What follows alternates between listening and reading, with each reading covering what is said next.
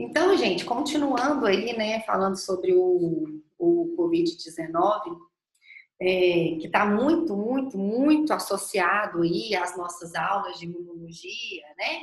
E essa é a minha intenção. A minha intenção é, assim, ensinar a imunologia de tal forma que quando vocês vê alguma notícia, que vocês tenham, assim, o pensamento crítico, porque eu estou formando profissionais, né?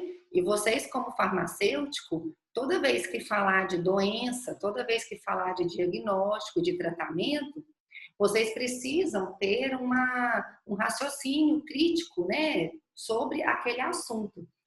Até para a gente filtrar um pouco as informações que a gente recebe, porque a gente recebe muita informação. Ainda mais nessa época de Covid-19, cada dia é uma coisa nova, a gente fica doidinho, não sabe em quem acredita, né? Um fala uma coisa, outro fala outra. Então, às vezes é importante a gente formar o nosso mesmo, o nosso próprio raciocínio, o nosso próprio entendimento, né? Que bom, Adriane, fico feliz quando vocês conseguem associar. E aí, no caso do Covid-19, né, como que os pacientes estão morrendo?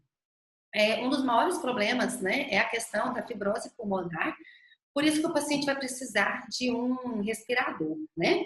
E a fibrose pulmonar, ela é um problema de exacerbação ali da resposta imune, né? Como eu estava dizendo para vocês, quando o micro-organismo, né, quando o sistema imune não consegue controlar o micro-organismo, ou quando a gente não tem um medicamento que consiga eliminar esse agente infeccioso, o sistema imune ele não desiste, gente.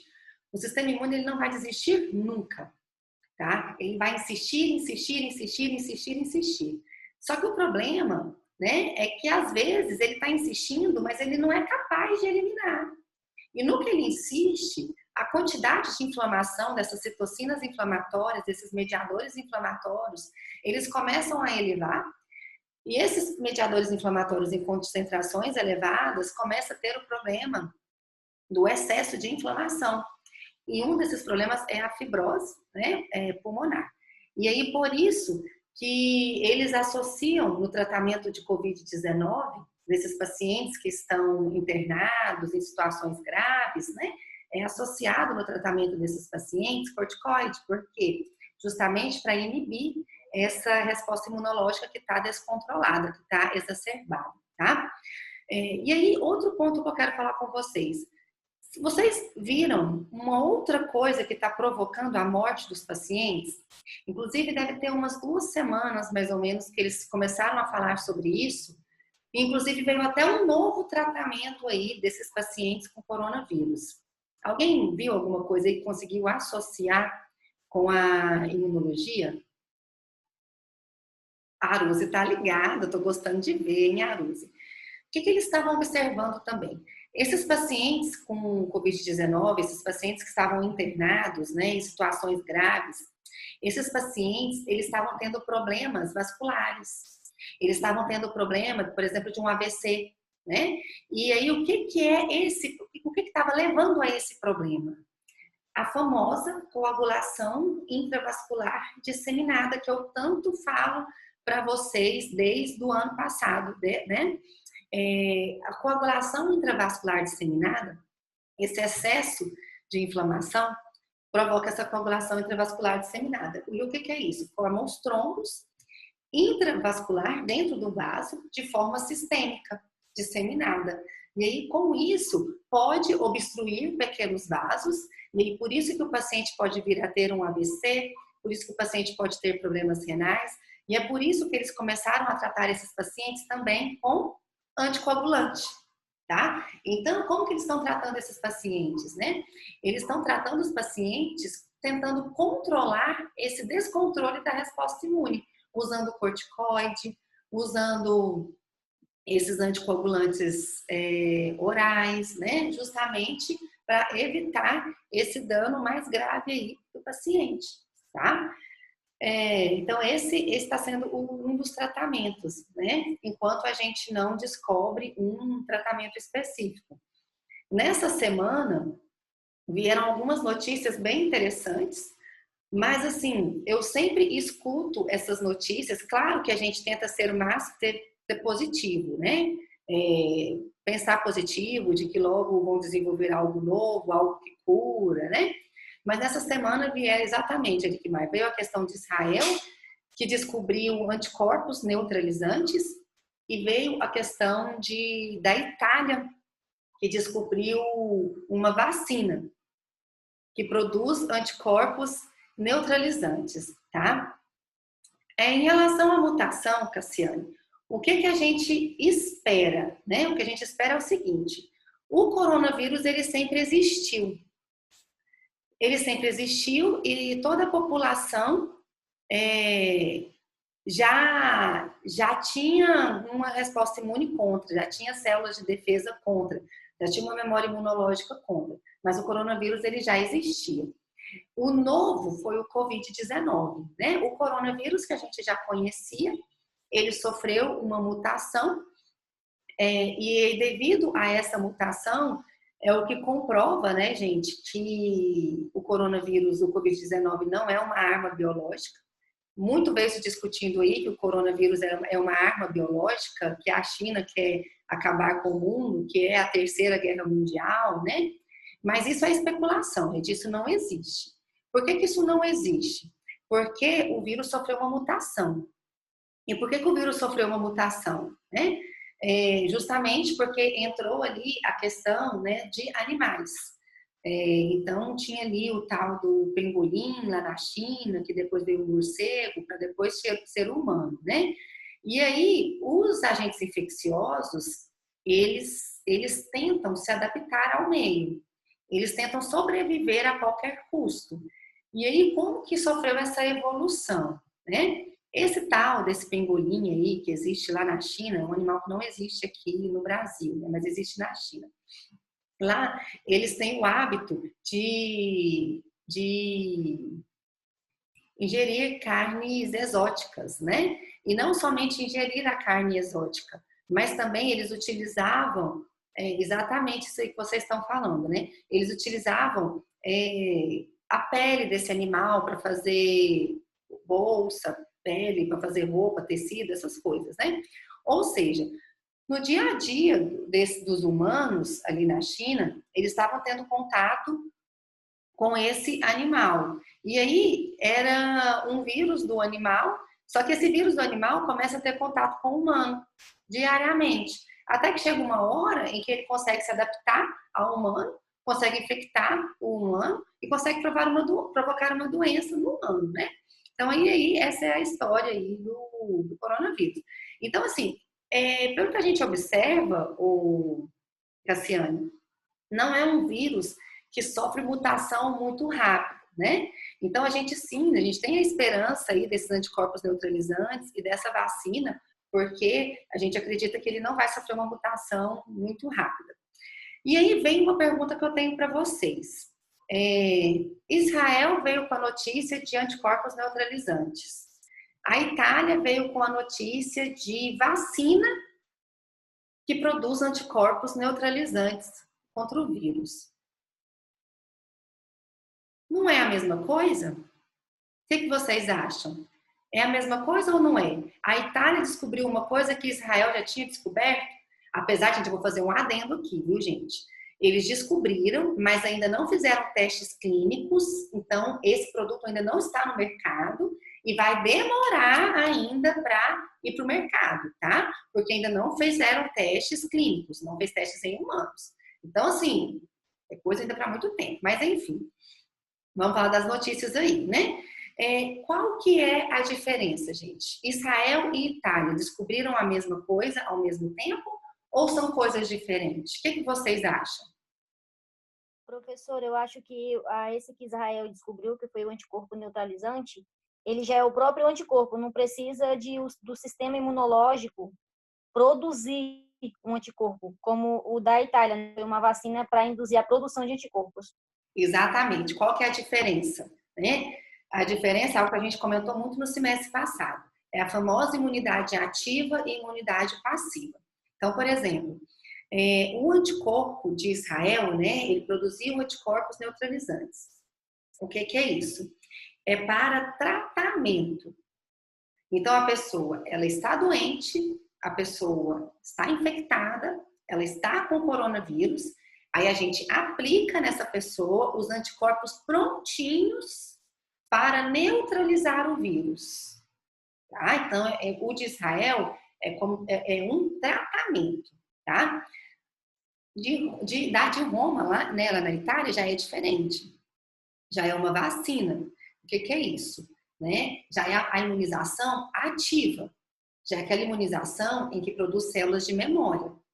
Então, aplica o antígeno, esse antígeno vai estimular a produção de anticorpos protetores, de anticorpos neutralizantes, tá? Então, essa é a diferença aí. O de Israel, ele é um que a gente chama de soro de imunidade passiva, né? Então, imunidade passiva não gera células de memória, imunidade passiva, ele só entra, faz o que tem que fazer e vai ser excretado.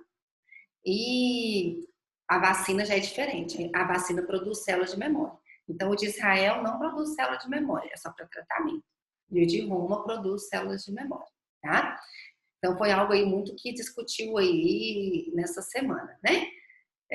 E aí, outro ponto que pode estar na prova sobre coronavírus é a questão do diagnóstico, que é algo também que a gente discutiu muito. Eu até passei um vídeo para vocês, um farmacêutico falando, né, sobre o diagnóstico de Covid-19. Então, naquela época, os testes rápidos ainda não tinham chegado.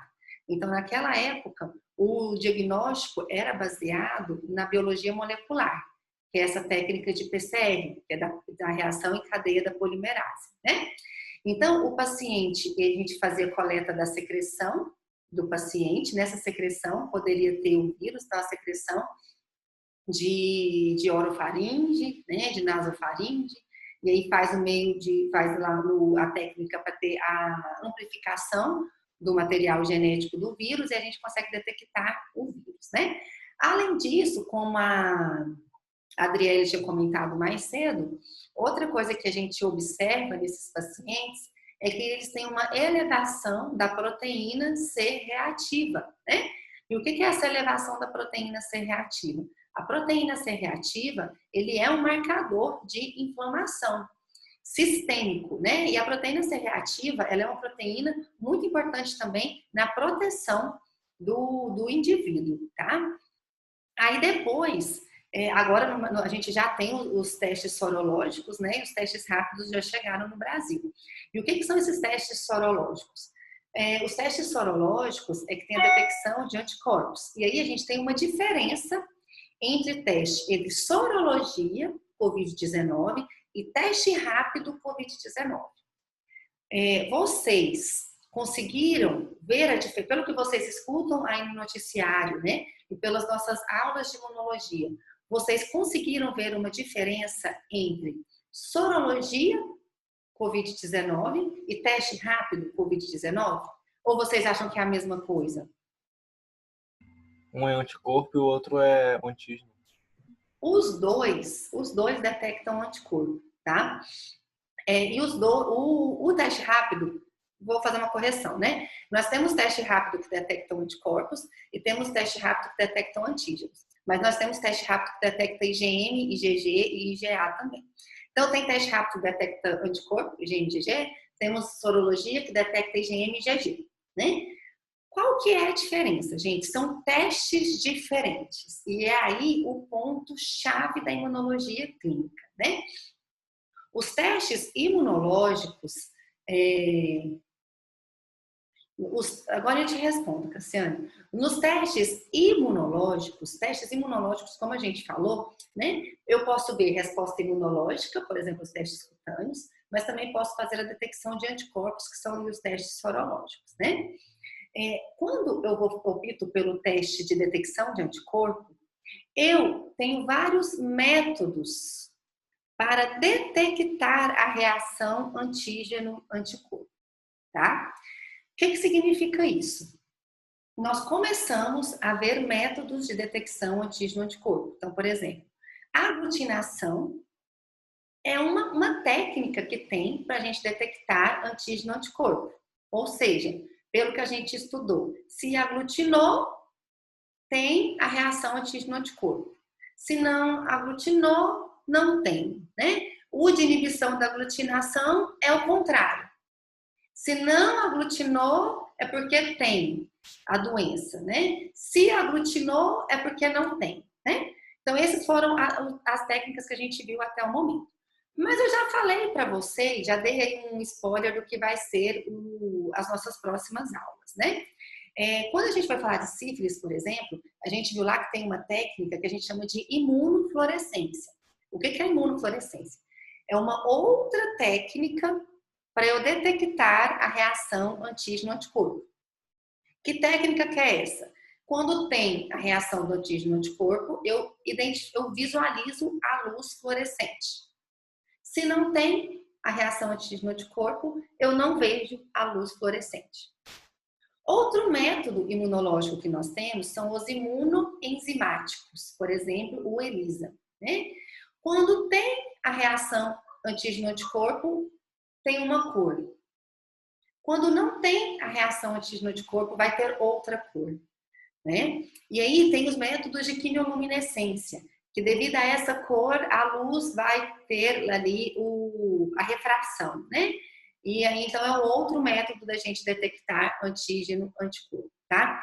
Então, nós temos vários métodos para detectar a reação antígeno-anticorpo. Um deles, também, a gente vai ver, é a imunocromatografia. O que é a imunocromatografia? É o teste rápido.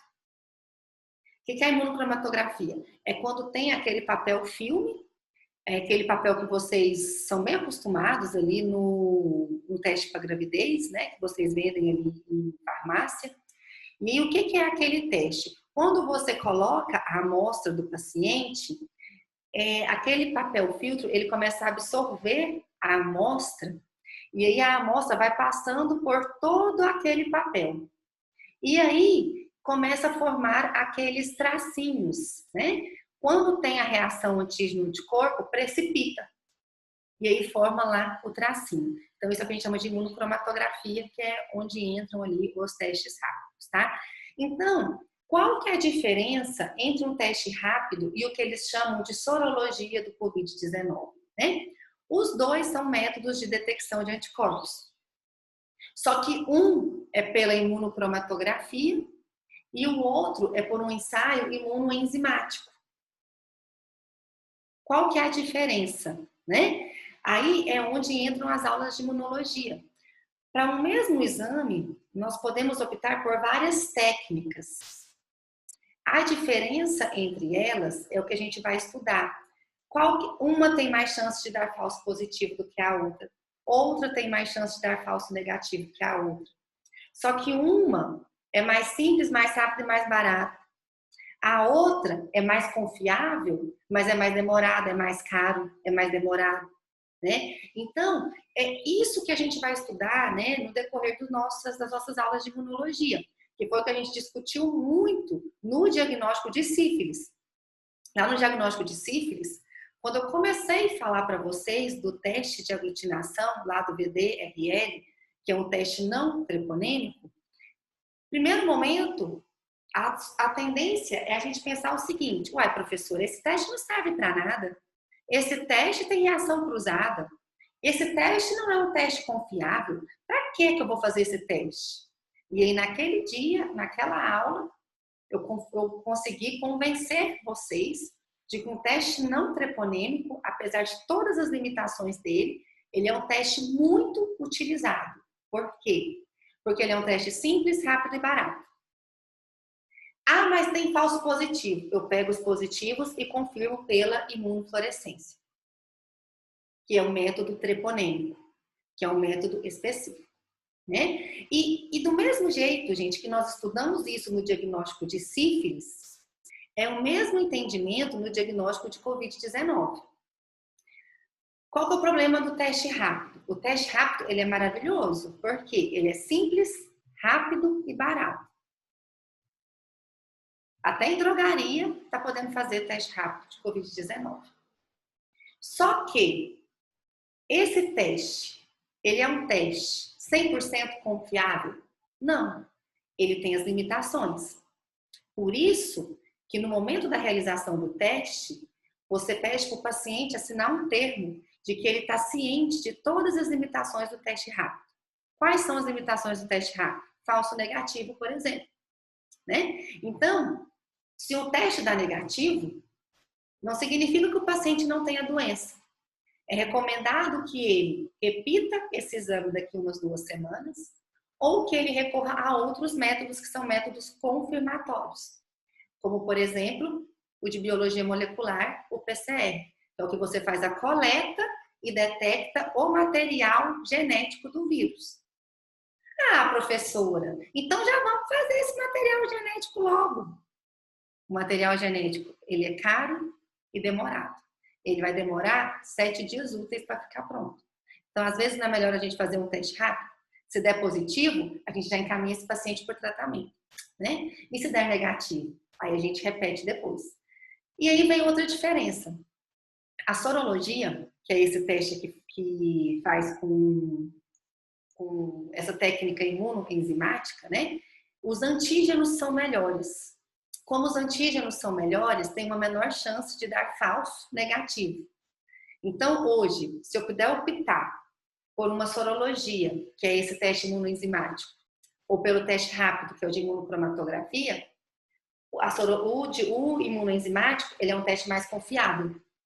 A chance de dar um falso negativo é muito menor do que no teste rápido. Por quê? Porque ele é um teste mais sensível. Ele é um teste que o antígeno é melhor. Então, ele é um teste que a chance de dar um falso resultado é bem menor, tá? Eu sei que eu falei muita coisa, né, nesse momento.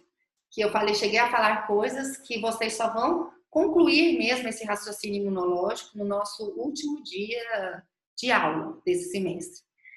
Mas deu para vocês entenderem aí a importância, né, de estudar imunologia, até aplicando agora no dia a dia nosso Covid-19. Eu durmo e acordo escutando notícia de Covid-19 e pensando em todas as nossas aulas, né? Porque, assim, é imunologia pura, né? Tanto no tratamento, quanto no diagnóstico, e quanto no processo patológico. Concluindo a pós-graduação. A Cassiane me fez uma pergunta. É possível nos 3 primeiros dias, após o contato com o vírus, é possível fazer algum teste para Covid? Qual? Nos 3 primeiros dias, eu não consigo detectar anticorpo. Então, nos 3 primeiros dias, não adianta fazer teste rápido e nem sorologia. O único teste é detectando o vírus. E qual que é o teste em que eu detecto o vírus? Coletando secreção do paciente. Mas mesmo assim, se o paciente estiver com uma carga viral muito baixa, ou seja, quantidade de vírus muito pequena ainda, pode ser que eu também não detecte. É o que tem, como se diz, é o que tem para hoje, né? É possível dar um falso positivo nos testes rápidos para Covid-19?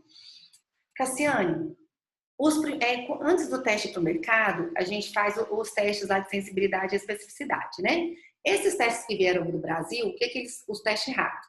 Qual a conclusão que eles chegaram? É que ele tem em torno de 25% de verdadeiro negativo, ou seja, ele tem 75% de chance de dar um falso negativo.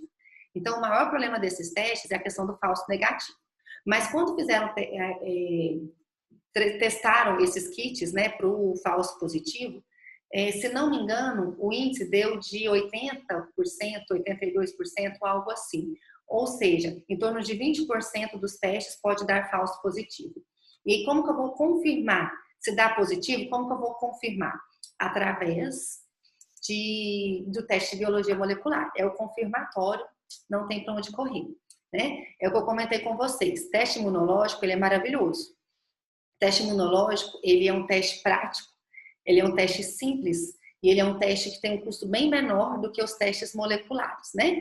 Mas teste imunológico é resposta imune. Resposta imune nunca é 100%. Então, todo teste imunológico sempre vai ter aquela porcentagem ali de falso negativo ou de falso positivo. Nunca vai existir um teste que seja 100%. Imunológico, não, né? Então, por isso que a gente sempre recorre a outros métodos para confirmar. Que é o caso que a gente vai estudar também no final do semestre, que é o caso clássico do diagnóstico de HIV. Com uma amostra positiva, eu não posso falar que o paciente é HIV positivo. Eu preciso colher uma nova amostra e repetir com uma outra técnica, né? Então, no teste de HIV é do mesmo jeito. O primeiro teste, eu faço um teste imunológico, um teste simples, baixo custo. E aí, se dá positivo, eu preciso confirmar com um teste molecular, que é o que a gente chama de Western blot. Que a gente é outro método que a gente ainda vai falar nesse semestre. Ou seja, né? Vocês já viram que imunologia clínica tem muito conteúdo, né? Veja só a nossa prova, né? Basta só dar uma olhada na nossa prova, que isso aqui é muito conteúdo e tem mais, né? Tem muita coisa para a gente ver ainda nesse semestre, tá?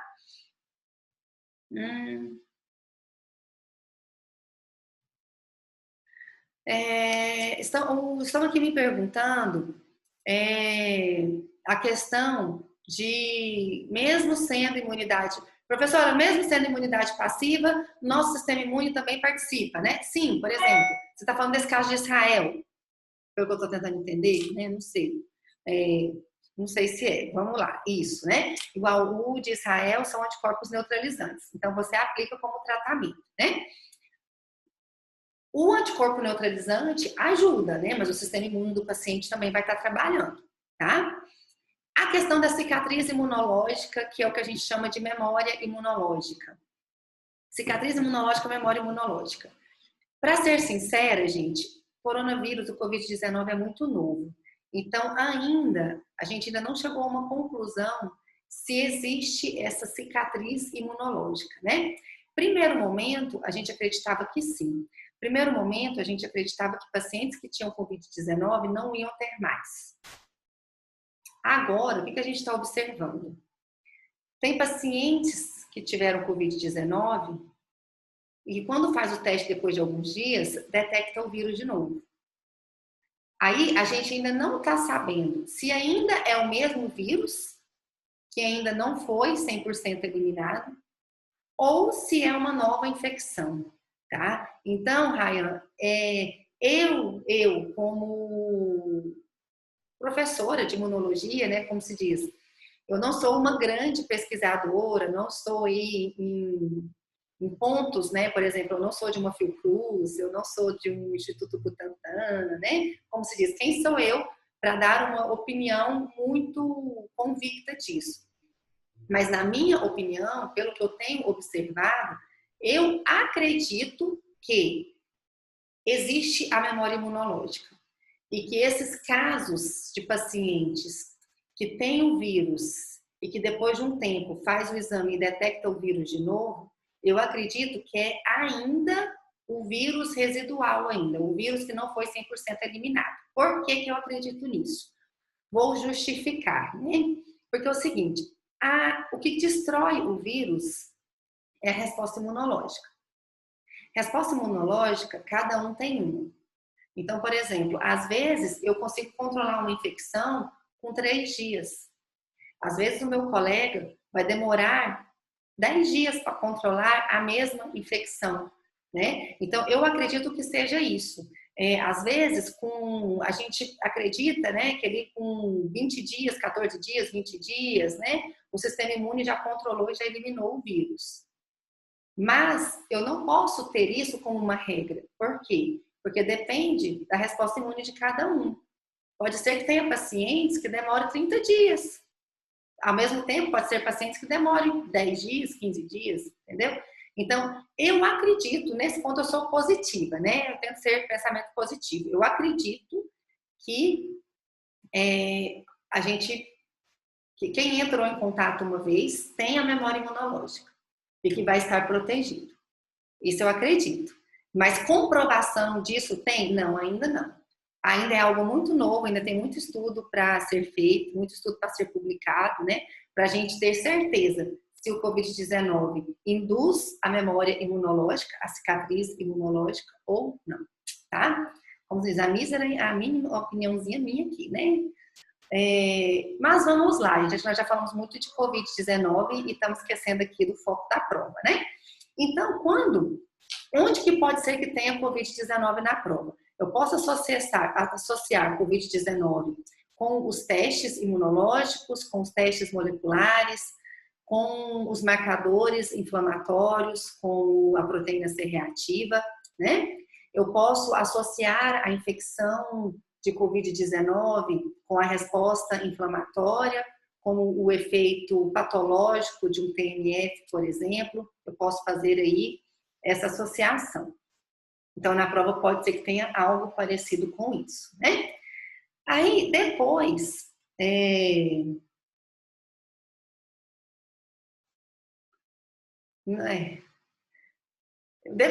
gente, tem aí, a gente estudou sobre as doenças de hipersensibilidade, que foi quando a gente estudou dermatite e asma, né? Então, provavelmente vai ter um caso clínico ali de um desses dois, ou de asma ou de dermatite. Aí a gente estudou a hipersensibilidade tipo 4 também, que foi em artrite, e aí a gente associou a artrite já com os métodos imunológicos, né? Com o fator reumatoide. A doença de hipersensibilidade tipo 2 e tipo 3, a tipo 2, eu não sei se vai dar tempo da gente estudar na aula de hoje, porque a tipo 2 entra no teste de Cumbis, que é um exemplo de doença hemolítica, tá? De anemia hemolítica. Então, vamos ver se vai dar tempo ou não. Tipo 3, a gente, que é caso de lúpus, né? Nós não estudamos caso clínico de tipo 3. Então, se cair, vai cair sobre o princípio aí da doença de hipersensibilidade tipo 3, que foi o que eu conversei com vocês aí no início da aula, tá? Aí depois, gente, a gente falou sobre os métodos imunológicos. Muita atenção sobre esses métodos imunológicos. Vai ter muita questão na prova sobre esses métodos imunológicos, tá? Por quê? Porque é uma imunologia pura, é a imunologia clínica. Então, eu vou falar de reação cruzada, eu vou falar de anticorpos monoclonais, de anticorpos policlonais. Inclusive, lembrei de um outro ponto. Ai, gente, não tem como sair do tal do Covid-19, né? Lembrei de um outro ponto. Nesse teste lá de Israel, esses anticorpos neutralizantes, quem leu a notícia, leu lá falando que são anticorpos monoclonais, né? E aí, vem uma pergunta para vocês que a gente discutiu aqui, tem até vídeo no YouTube, né?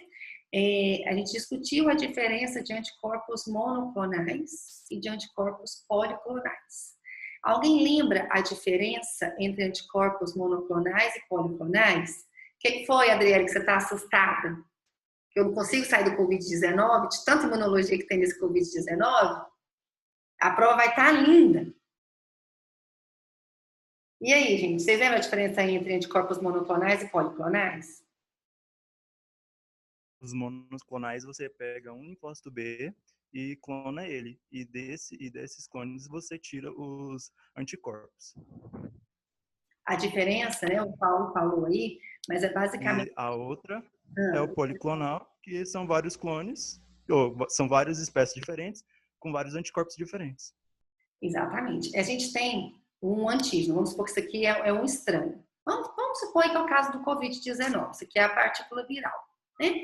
Essa partícula viral, ela tem vários antígenos na estrutura dela. Então, por exemplo, ela tem um antígeno que é assim, ela pode ter um antígeno que é assim, ela pode ter um antígeno que é assim, ela pode ter um antígeno que é assim, pode ter um antígeno que é assim, né? Então, gente, quando a gente fala de um micro-organismo, ele tem várias estruturas ali antigênicas, que a gente chama de determinantes antigênicos ou de epítopos, né? Para cada estrutura dessa aqui, a gente produz um anticorpo diferente.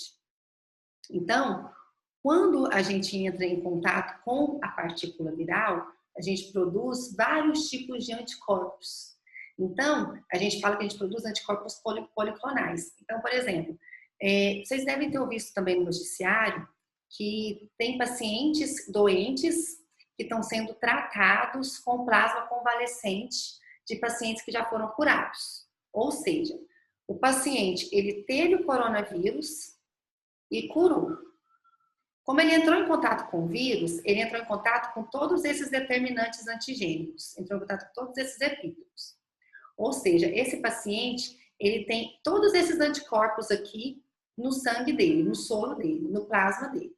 Então, o plasma desse paciente, a gente fala que esse plasma, ele é com anticorpos policlonais, tá?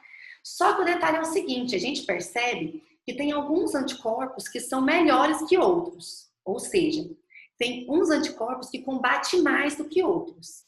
Então, por exemplo, se eu descubro que o anticorpo contra essa estrelinha é o melhor, eu pego esse anticorpo, multiplico essa célula B que produz esse anticorpo e produzo vários anticorpos que combatem essa estrelinha, que é assim o crucial. O crucial é matar essa estrelinha. Aí eu peguei só anticorpos que destroem esse específico. Aí é o que a gente chama de anticorpos monoclonais.